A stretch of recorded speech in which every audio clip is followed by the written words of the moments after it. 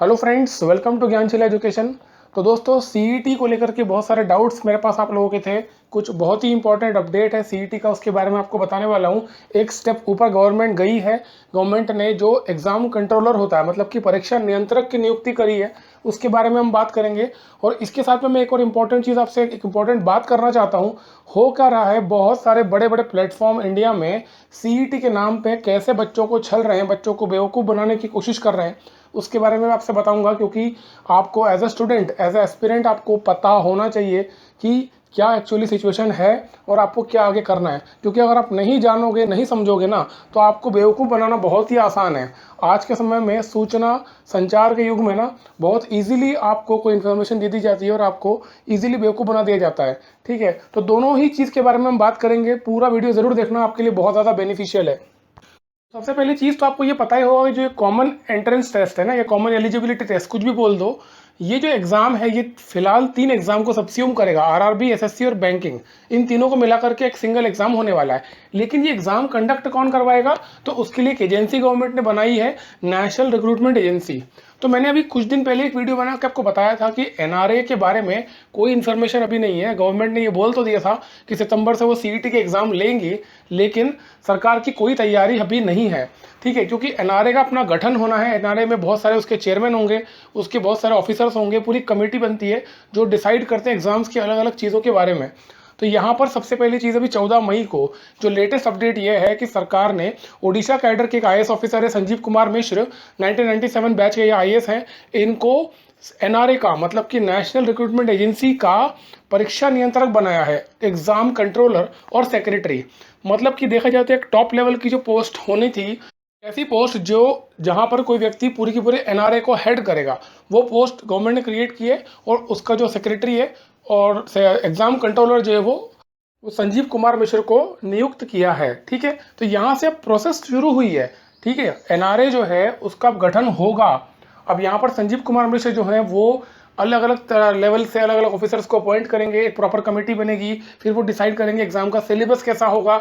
District level centres हैं, regional level exam होने वाली है। जैसे कि मैंने आपको कई सारे फीचर्स बताए थे कि एग्जाम जो होगी ये हाल फिलहाल आरआरबी, एसएससी और बैंक, 3 अलग अलग एग्जाम्स को एक करके होने वाली है। लेकिन सरकार की जो योजना है वो दूरगामी है। सरकार ये चाहती है कि जितनी भी दूसरी बची हुई एग्जाम्स भी हैं, जैसे कि स्टेट के अंदर बहुत सारी अलग अलग एग्जाम्स होती हैं, उन सबको हटा करके केवल सीईटी हो जाए, ताकि बच्चों पे बार बार एग्जाम देने का बर्डन ना हो। ठीक है, तो फिलहाल शुरुआत इससे होगी, तो इसके ऊपर काफ़ी अब काम होगा। ये जो एग्जाम है ये 3 लेवल पे होगी। 10th पास के लिए अलग होगी, 12th पास के लिए अलग होगी, ग्रेजुएशन के वालों के लिए अलग होगी, है ना। और रीजनल लैंग्वेज में एग्जाम होने वाली है। मतलब कि गवर्नमेंट ये कोशिश कर रही है कि जैसे कई सारे ऐसे स्टूडेंट्स होते हैं जो कि गुजरात में रहते हैं, गुजराती बोलते हैं, उनको हिंदी भी नहीं आती है। कई लोग ऐसे होते हैं जो साउथ के अंदर रहते हैं, उनको दूसरी लैंग्वेज नहीं आती है। तो कोशिश ये की जाएगी कि रीजनल लैंग्वेज में भी ये एग्ज़ाम कंडक्ट करवाई जाए। तो इसके ऊपर भी अब काम होना बाकी है। और सबसे इंपॉर्टेंट चीज़ है डिस्ट्रिक्ट लेवल सेंटर्स, यानी कि जैसे कि आपको पता ही है पूरे इंडिया में लगभग 716 के आसपास जिले हैं। तो हर जिले के अंदर एक सेंटर होगा, जिससे कि बच्चों को एग्जाम के एक दिन पहले या 2 दिन पहले एक जगह से दूसरी जगह जाना ना पड़े। जो उनका जो खर्चा होता है एक्स्ट्रा, फिर होटल में रहना पड़ता है तो उसका खर्चा होता है। तो ये काफ़ी बड़ा बर्डन होता है फाइनेंशियली। तो उसको बचाने के लिए भी सरकार को ये काम करना था। ठीक है, तो अब मैं आपको सिचुएशन बताता हूँ।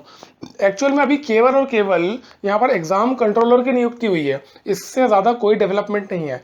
कई लोग ये बात कर रहे हैं या बोल रहे हैं कि सितंबर में एग्जाम होने वाली है। मैं आपको लिख के दे देता हूँ, सितंबर से एग्जाम नहीं होने वाली। इवन 2021 में सीईटी किसी हालत में नहीं हो सकती, क्योंकि गवर्नमेंट की कोई तैयारी ही नहीं है इसको लेकर के।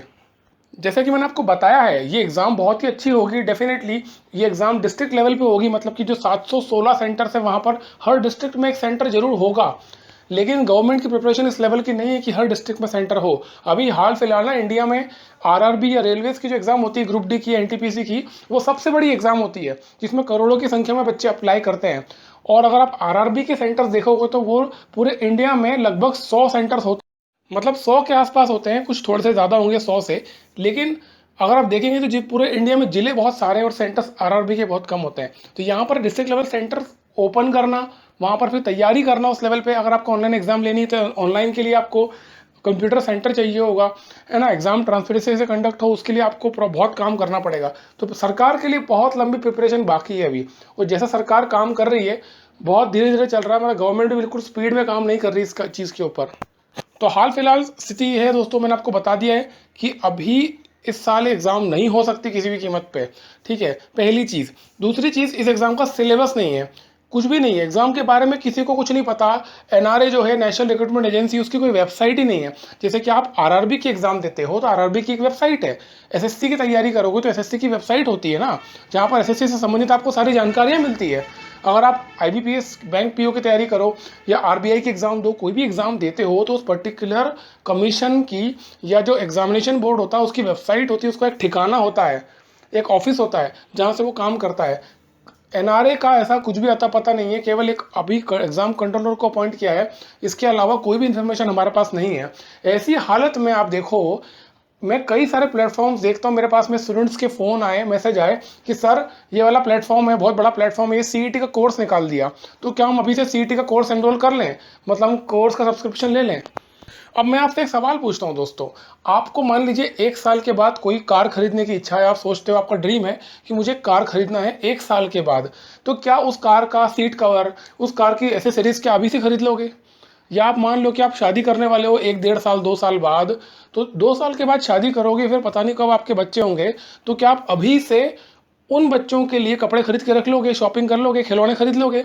जो बच्चे हुए ही नहीं हैं, शादी नहीं हुई है और कपड़े खरीद के रख लिए, आपको कैसे पता कि कब होंगे, लड़का होगा कि लड़की होगा?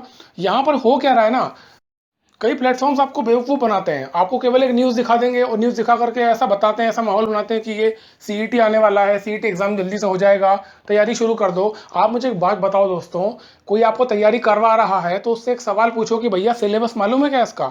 सीईटी का सिलेबस तुमको मालूम नहीं है, तुमने कोर्स बना दिया इसका और तुम कोर्स बना के पढ़ाना चालू कर दे रहे हो। सीईटी का सिलेबस गवर्नमेंट ने नहीं बताया अभी तक। एग्जाम कंट्रोलर की नियुक्ति केवल 1 महीने पहले हुई है, 14 मई को। उसके बाद अब काम बहुत सारा होना बाकी है। अभी सिलेबस पूरा तैयार होगा, अलग अलग लेवल पे एग्जाम का लेवल देखना पड़ेगा, क्योंकि 10th लेवल पे अलग एग्जाम होगी, 12th लेवल पे अलग होगी, ग्रेजुएशन की अलग लेवल होगा। ऑब्वियस सी बात है ना, जो ग्रेजुएशन का लेवल होगा एग्जाम का, सीईटी जो ग्रेजुएशन वालों के लिए होगी उसका लेवल ज़्यादा होगा। 10th के बच्चों के लिए जो एग्जाम होगी वो एग्जाम उसका लेवल कम होगा। तो ये 3 अलग अलग लेवल पे भी तो होगी। सिलेबस पता नहीं है, एग्जाम का लेवल पता नहीं है, अभी कोई तैयारी नहीं है, लेकिन कोर्स मार्केट में आ गए और कोर्स बिकने चालू हो गए। कई स्टूडेंट्स ऐसे होते हैं जो खरीद भी लेते हैं। दोस्तों मेरी आपसे रिक्वेस्ट है, हाथ जोड़ के मैं विनती कर रहा हूँ, आप थोड़ा सा दिमाग लगाया करो, आप सोचा करो। आप अगर आपको खरीदना है तो आपकी चॉइस है, देखो, क्योंकि वो बेचने वाली तो कंपनियां हैं, ये कोई एजुकेशन प्लेटफॉर्म नहीं है, ये सारी की सारी कंपनियां हैं, इनको तो बेचना है और इतिश्री कर लेना है। तो जवाबदारी अब आपकी है ना, आपको समझदारी दिखाना चाहिए कि कोई चीज़ का जब सिलेबस ही नहीं आया तो उसका कोर्स कैसे हुआ, पढ़ाने वाले ने पढ़ा कैसे दिया, उसको कैसे मालूम पड़ा कि क्या सवाल पूछे जाएंगे, किस प्रकार के क्वेश्चन पूछे जाएंगे। अगर आप बात करें एसएससी की, बैंकिंग की, रेलवेज की, इनका जो सिलेबस है ना वो भी एग्जैक्टली सेम नहीं है, बहुत अंतर है। रेलवेज में तो इंग्लिश आता ही नहीं है, बताओ, आरआरबी के एग्जाम में तो इंग्लिश ही नहीं पूछा जाता है। बैंकिंग का अगर आप एसएससी का अगर सिलेबस कंपेयर करेंगे तो बहुत अंतर आता है कहीं ना कहीं, क्वांट में स्पेशली, ठीक है। जनरल अवेयरनेस आप बात करें बैंकिंग में, बैंकिंग के सवाल बहुत आते हैं, जीए में ऐसा नहीं होता है, एसएससी वाले जीए में। तो थोड़ा सा अपनी बुद्धि का प्रयोग करो, समझदारी दिखाओ, क्योंकि ये लोग तो बेवकूफ़ बना ही देंगे आपको। और मैं इसमें जो बड़े बड़े प्लेटफॉर्म्स हैं ना, इनको जिम्मेदार नहीं मानता। सबसे बड़े जिम्मेदार तो ये जो यूट्यूबर्स हैं, जो टीचर्स हैं, जो ये काली टी शर्ट पहन के अपने आप को ये रिप्रेजेंट कर रहे हैं उस प्लेटफॉर्म को, तो इनको ये समझना चाहिए कि आपकी जवाबदारी पे, आपकी इज्जत की वजह से बच्चा आपके बोलने से कहीं पे सब्सक्रिप्शन ले रहा है, तो आपको ये सोचना चाहिए कि आप क्या बता रहे हो उनको।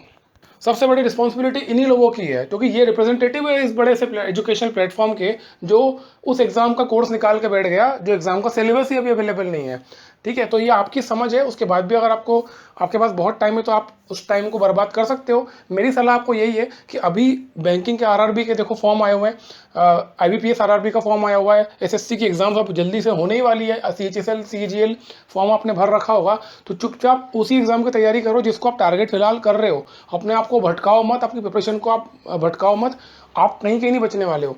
अभी समय ऐसा है कि एग्जाम्स बहुत ज़्यादा डिले हो चुकी है, हमारे पास में ज़्यादा समय नहीं बचा है, हम ज़्यादा समय ख़राब नहीं कर सकते हैं। तो जो एग्ज़ाम सामने है ना, पूरी ताकत लगा करके, मेहनत करके उसी एग्ज़ाम को फोकस करो और उसी को अच्छे से तैयार करो, ताकि आप उस एक सीट को एक्वायर कर लो, कम से कम एक जॉब आपके हाथ में आ जाए। और फिर जब जॉब आ जाए, आपकी स्टैटिक अर्निंग स्टार्ट हो जाएगी, उसके बाद काफ़ी टाइम मिलता है। सेंट्रल गवर्नमेंट की जॉब में सैटरडे संडे छुट्टी मिलती है, काफ़ी समय होता है पढ़ने के लिए, ठीक है। तो तब आप कर लेना ये सब जो करना है, लेकिन हाल फिलहाल कोई सीईटी अभी नहीं हो रहा है, कोई सिलेबस नहीं है सीईटी का, कोई अता पता कुछ नहीं है ना, वेबसाइट है। तो इसकी चारे लगना मत, इनको कोई मतलब नहीं है। जो आपको कोर्स बेच रहे हैं इनको सबको कमीशन मिल जाता है, कमीशन लेके अलग हो जाएंगे, आप लेके रख लेना। एट द एंड आपको रियलाइज हो जाएगा कि आप कहीं के नहीं रह रहे हो, ना तो आप एग्जाम बैंक की तैयारी ढंग से कर पाए, ना एसएससी की कर पाए, ना रेलवे की कर पाए, और आप कहीं के नहीं बचे। ठीक है, तो समझदारी इसमें ये नो सीईटी, अभी कोई सीईटी नहीं हो रहा इस साल। गवर्नमेंट की प्रिपरेशन ही नहीं है इस लेवल पे करने की, जो गवर्नमेंट ने प्रॉमिस किया है कि डिस्ट्रिक्ट लेवल सेंटर खोलना है या रीजनल लैंग्वेज में एग्जाम कराना है। एग्जाम जब होती है ना किसी भी एग्जाम की वेबसाइट पे, उनका सैंपल पेपर भी होता है कि ऐसे सवाल हम पूछेंगे। ठीक है, वो सब कुछ तैयार अभी नहीं हुआ है, अभी तो बिल्कुल शुरुआत हुई है इस चीज़ की। तो बहुत टाइम है अभी, तो चुपचाप वो जो एग्जाम की तैयारी कर रहे हो ना उसी की करो बस। और ये सारे जो जितने भी यूट्यूबर्स हैं या टीचर्स हैं जो यूट्यूब पे आते हैं और जो इन बड़े बड़े प्लेटफॉर्म्स को प्रमोट करते हैं, इनसे भी रिक्वेस्ट है कि थोड़ा सा हमें भी ईमान रखना चाहिए अपने काम में। हमारी हमारी लाइबिलिटी ये स्टूडेंट्स हैं, हमारा चेहरा देख के, हमारी बात सुन करके ये कोई किताब खरीदते हैं या कुछ भी ये काम करते हैं, अपनी स्ट्रेटेजी बनाते हैं, अपनी पढ़ाई को एक डायरेक्शन देते हैं, तो हमारे बोलने से करते हैं। तो हमारी जवाबदारी होना चाहिए कि हम इनको क्या बता रहे हैं, क्योंकि पैसा तो आज है कल नहीं है, लेकिन ये जो दुआएं ये बच्चे देते हैं ना, ये आप जिंदगी भर लेके जाते हो, क्या पता आने वाली पीढ़ियों तक आपको वो दुआएं काम आए। तो थोड़ी सी जवाबदारी टीचर्स की भी या यूट्यूबर्स की भी होना चाहिए इस मामले में कि हम किस चीज़ को प्रमोट कर रहे हैं। तो इस वीडियो में फ्रेंड्स इतना ही था, आपको यही अलर्ट करना था कि थोड़ा सा संभल के रहा करो, समझा करो चीज़ों को कि क्या चल रहा है, कौन आपको क्या बता रहा है। कोई अभी सीईटी नहीं हो रही है। हाँ, ये बात सच है कि 1 महीने पहले यहाँ पर एग्जाम कंट्रोलर की नियुक्ति हुई है, जो कि शुरुआत हुई है एनआरए की। ठीक है, तो इस वीडियो में इतना ही था। Thank you so much.